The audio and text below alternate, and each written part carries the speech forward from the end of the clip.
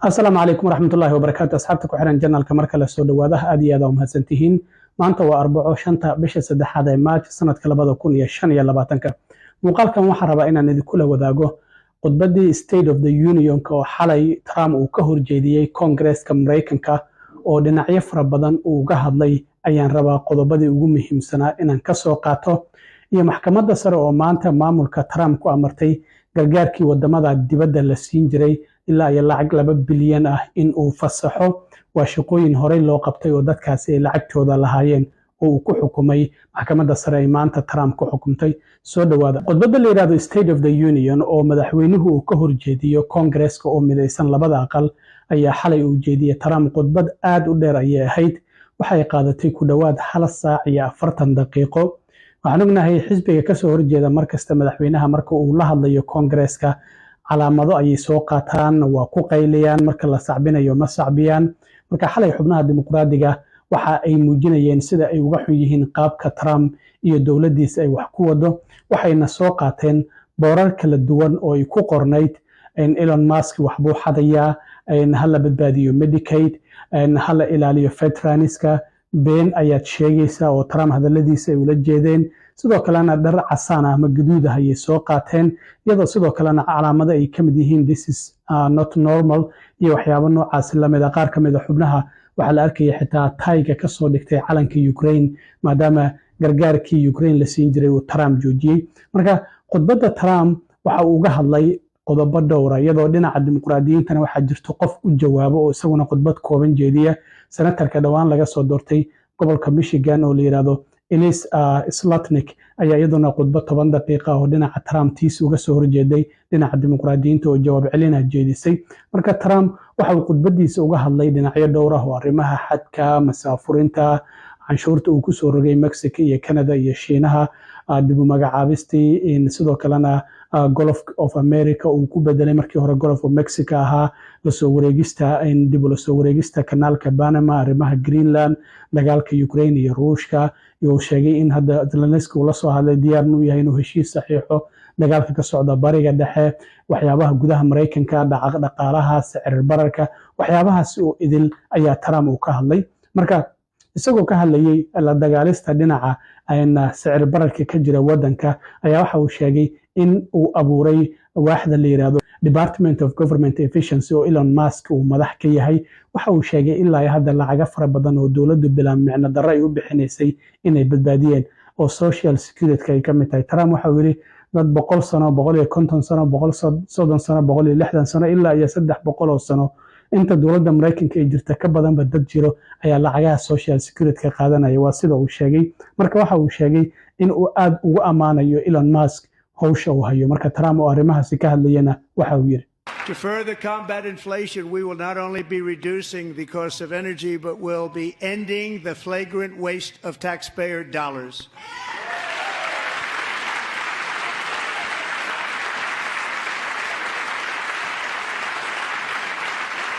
And to that end, I have created the brand new Department of Government Efficiency, DOGE. Perhaps you've heard of it. Perhaps. Which is headed by Elon Musk, who is in the gallery tonight. Donald Trump sidoo kale waxa uu ka hadlay markii uu xilka la wareegay ilaa hadda arrimaha masaafurinta iyo qabqabashada dadka sharci darrada ah ee wadanka sida sharci darrada ah ku joogo ilaa iyo 20,000 oo qof ayaa la xiray ayaa leeyahay ilaa iyo Trump markii uu xilka la wareegay oo ugu bil iyo 15 maalmood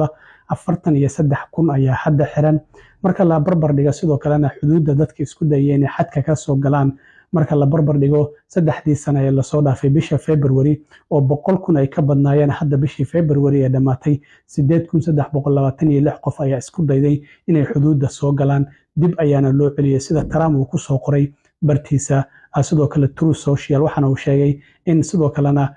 dad ciidamo gaaraya 2,900 oo dheeri oo militariyana inuu xadka u diray marka Trump waxa uu yiri xuduudda ammaan ayaan ka dhignay dadkii dambiilayaashana wadanka waan ka qabqabanay marka waxa uu yiri dimuqraadiyiinta iyo warbaahintu waxay dhihi jireen sharci ayaan u baahanahay si xuduudda loo sugo laakiin waxa uu yiri waxa kaliya loo baahnaa waxay tahay in madaxweyne cusub la doorto isagoo arrimahaasi ka hadlayna waxa uu yiri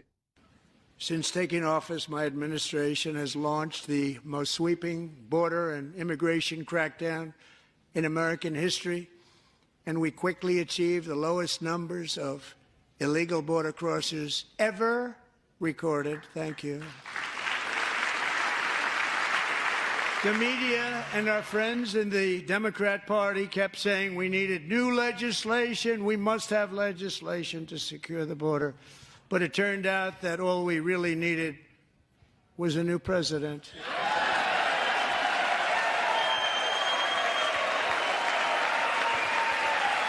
Donald Trump waxa uu sidoo kale mar kale ka hadlay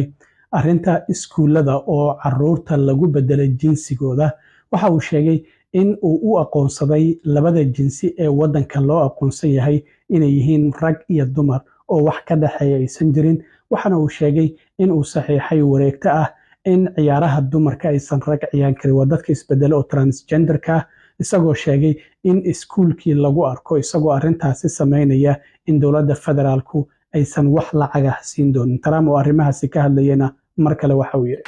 We have removed the poison of critical race theory from our public schools, and I signed an order making it the